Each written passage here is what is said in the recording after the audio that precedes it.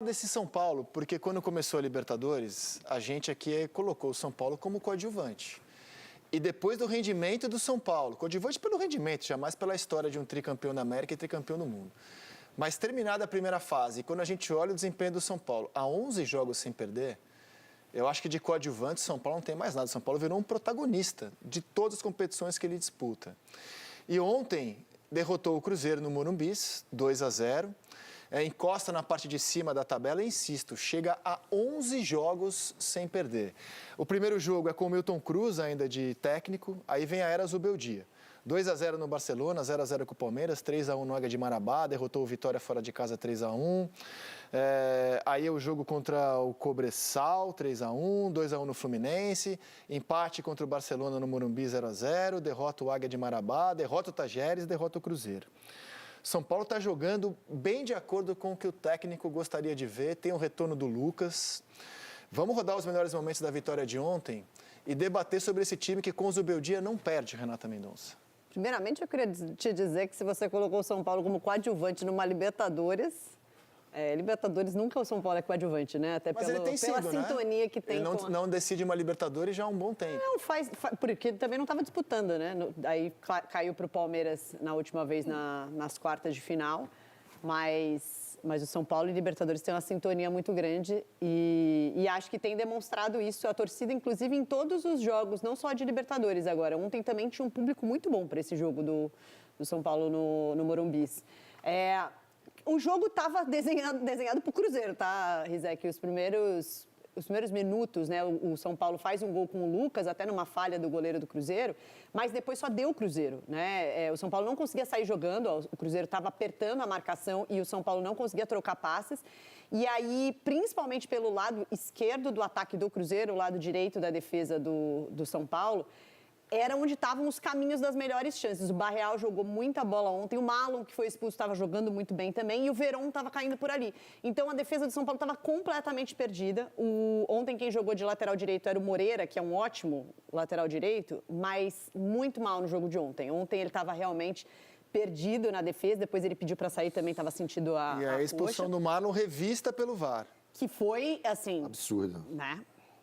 Bem desproporcional a chegada do Marlon. Acho que, inclusive, assim, realmente foi o que causou, para mim, o que causou a derrota do Cruzeiro no jogo, talvez tenha sido esse lance, sabe, Rizek? Porque até ali era nítido que o São Paulo até em algum momento ia sofrer um gol. O Rafael estava fazendo milagres.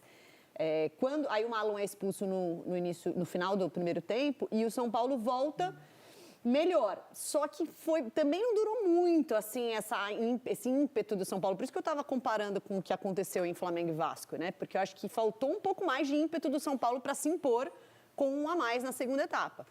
O gol sai com o Caleri, né? Esse cara faz gol. E em bola aérea, ele dá aula, ele não faz gol, né? Ele dá aula em bola aérea, não faz gol. Cabeceia. E aí tem uma outra coisa que eu queria falar também da questão do Zubeldia, assim, nesse jogo de ontem, ele começou com o Lucas centralizado e depois ele muda o posicionamento do Lucas para jogar mais à direita. E no jogo da Libertadores, no meio da semana, ele jogou com o Lucas bem aberto pela direita. Porque ele não tinha o Caleri desde o começo. Não tinha o Caleri desde o começo e ele também segurou o Igor Vinícius, né, naquele jogo do meio da semana. Então, o Lucas era quem tinha que ir para a linha de fundo. E aí, eu particularmente não gosto dessa movimentação do Lucas, porque eu acho que assim, o Lucas ele é muito bom no 1 contra 1. Só que não adianta nada você driblar 2 caras e se encontrar com a linha de fundo. Ele é bom driblando de frente pro gol. Foi assim que ele fez o gol ontem, né? Ele vai, passa pelos marcadores e chuta no gol. Até o chute, para mim, um pouco de falha do goleiro do Cruzeiro. Mas, para mim, o melhor do Lucas, o Lucas é o jogador mais agressivo do São Paulo. Então, ele precisa jogar o mais perto do gol, não como centroavante, mas assim, de frente pro gol. E acho que tem essas circunstâncias, né? O Luciano, quando o Luciano está no time, como é que você vai encaixar os dois? Ele vai ter que encontrar esses caminhos, né? Para ver qual o posicionamento do Luciano, para mim, aí ele poderia trazer o Lucas mais para a meia esquerda, como ele jogava no ano passado. Só que aí você tem o Nestor não dá para tirar o Nestor do time. E o Nestor abre também quando precisa. Né? Exatamente. E o Nestor, para mim, é um Aliás, dos melhores essa jogadores desses tempos. Essa sequência invicta... Olha lá, ele driblando. Ela coincide com a volta do Nestor. Não estou dizendo que é por causa dele, mas o Nestor volta justamente contra o Atlético Goianiense, saindo do banco. Então, assim, ele é super importante para o São Paulo. Pode não ser uma mera coincidência também. Exatamente. Os 11 jogos de invencibilidade coincidem com a volta do Rodrigo Nestor. Mas eu acho que ele encontrou, primeiro, uma segurança defensiva que o São Paulo não tinha. Ontem, ele mesmo, eu gostei muito da entrevista do Zubeldia ontem no pós-jogo, porque ele assume que o time não foi bem, mas que conseguiu construir a vitória. Só que defensivamente ontem falhou com bola, porque não conseguia sair jogando, não conseguiu sair da pressão do Cruzeiro, mas conseguiu encontrar seus caminhos para a vitória. E eu acho que essa parte defensiva é importante, Rizek, porque o São Paulo do Carpini sofria muitos gols. Só tinha passado 3 jogos sem sofrer gols o São Paulo do Carpini. Isso dentro de uma sequência de Campeonato Paulista, que se enfrenta muitos adversários mais frágeis, e o time sempre sofria gols. E com essa sequência do Zubeldia, muitos jogos já sem sofrer gols, nenhum gol. Né? Essa sequência de Alan Franco no time tem ajudado também, né? Sim. Acho que essa dupla de zaga encaixou. E é dedo dele. Escolha dele, Zubeldia. O Luciano, que não jogou ontem, ele havia atuado em 9 dos 10 jogos da Era Zubeldia e em 10 dos 11 jogos. O único jogo em que ele não havia atuado nessa sequência, pode colocar de novo, inclusive, na tela. O único jogo em que o Luciano não havia atuado era o jogo da ida contra o Águia de Marabá, quando o Zubeldia optou por levar reserva. Então, o Luciano era um cara que estava em campo todo o jogo também nessa sequência. E agora a gente vai ver, quando ele tiver todo mundo... Lucas, Luciano, Caleri, Nestor. Eu acho que ele vai jogar com esses 4, cara. Eu tenho opinião. E o Rato, que era titular absoluto no ano passado, tá voltando também. E o Rato era importante pra caramba no Só esquema para me explicar, quando eu disse do fator coadjuvante do São Paulo, é o seguinte, pela bola que o São Paulo vinha jogando com o Carpini, eu não enxergava o São Paulo candidato ao título. Hoje, quando sai o sorteio, eu acho que o São Paulo é dos times mais indigestos para você pegar, porque o time está muito forte, o time ficou muito mais forte, cara. O Zubeldia realmente melhora muito o São Paulo. É nesse sentido. O São Paulo não tinha um futebol que você fala, é um candidato ao título. E do jeito que ele está jogando hoje, São Paulo pode chegar perfeitamente à conquista. Além dele melhorar alguns jogadores individualmente, eu acho que ele tem um fator que me chama a atenção nesse time do São Paulo, dos jogos que eu vi. A parte mental dos jogadores. A Renata está falando da dificuldade desse jogo do Cruzeiro, mas mesmo na dificuldade é um time que não desiste, é um time que vai para cima, é um time que tenta se defender, coisa que não conseguia fazer com o Carpini muito bem. Mas a mentalidade, ele fala muito sobre isso nas entrevistas dele, né? Da mentalidade dos jogadores, da confiança dos jogadores. Ele recuperou a autoestima do time. Isso é muito importante. Joga mal e faz resultado. Exatamente. Essa é a autoestima do que o time precisava e hoje tem. Eu tenho opinião sobre essa composição de time. Acho o Luciano hoje o jogador em melhor fase do time do São Paulo. Eu não acho ele melhor tecnicamente que o Lucas. Acho que o Caleri é um jogador essencial, diferenciado na posição dele. Mas acho que fase de jogador você aproveita.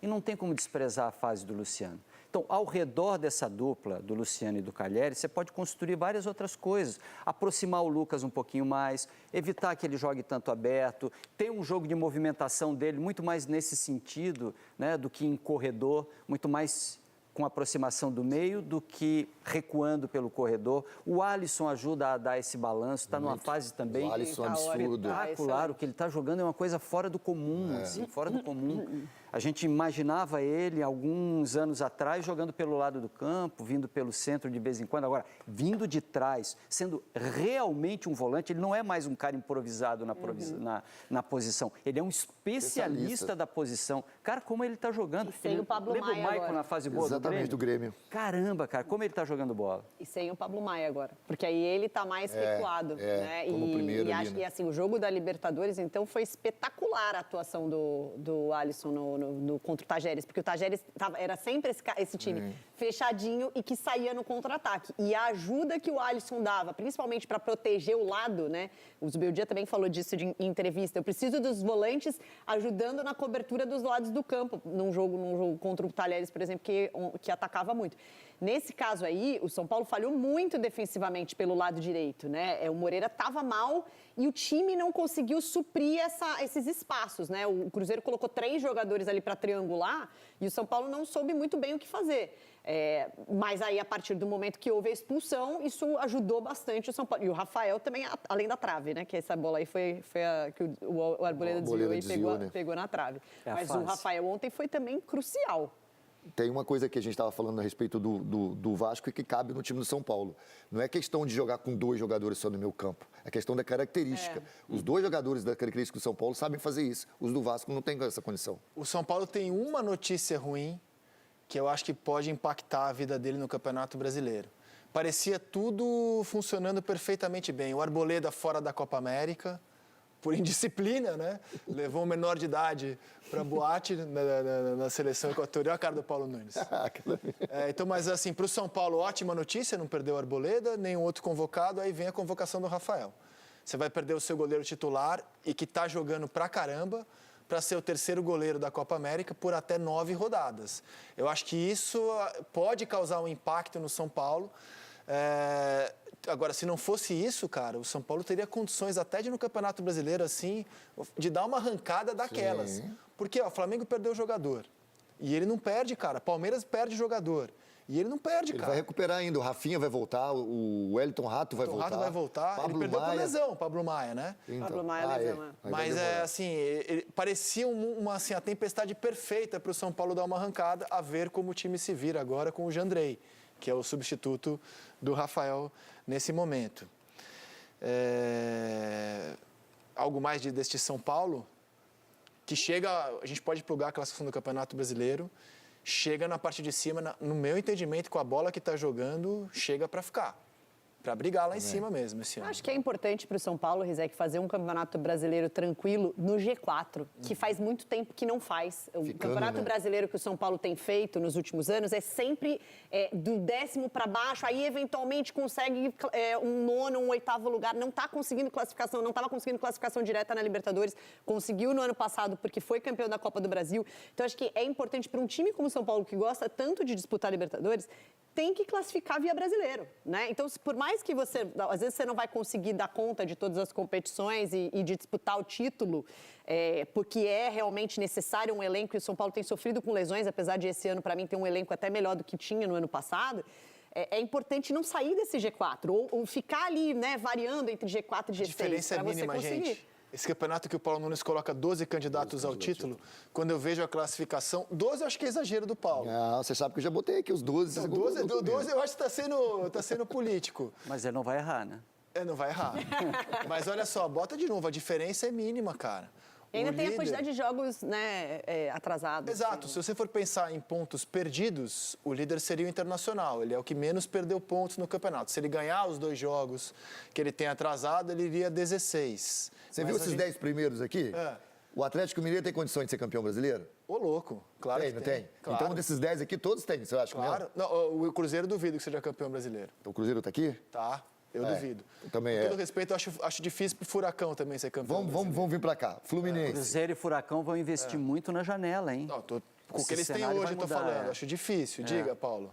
Fluminense, você acha que tem condições de ser campeão O brasileiro? que tá jogando, acho difícil. Pois é. 10, 11. 11 nós já botamos aí. Vai por mim que nós vamos achar. Eu falei 10. Eu falei que poderia aumentar para 12, mas o meu número é 10. 10 times têm condições de ser campeão brasileiro.